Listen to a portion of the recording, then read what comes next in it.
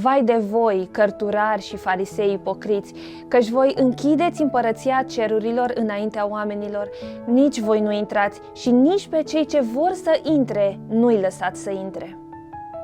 Ziua de marți este marcată de un dialog aprins între Isus și liderii religioși. Cei care cunoșteau litera legii, dar erau străini de spiritul ei, îi contestă autoritatea singurului care a împlinit-o perfect. Cei mai în măsură să recunoască împărăția lui Dumnezeu sunt, de fapt, cel mai departe de ea.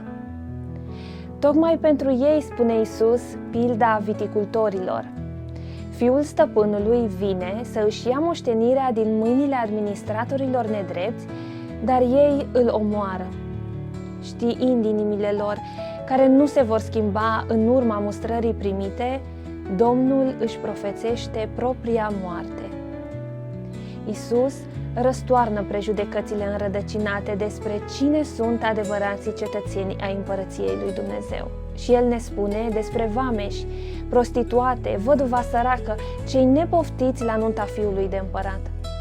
Nu pentru că sunt marginalizații societății, ci pentru că nu se simt vrednici de ea și tocmai ei o caută din toată inima. Împărăția cerurilor este a tuturor, mai puțin a celor care cred că este doar a lor. Cum arată un astfel de cetățean al împărăției?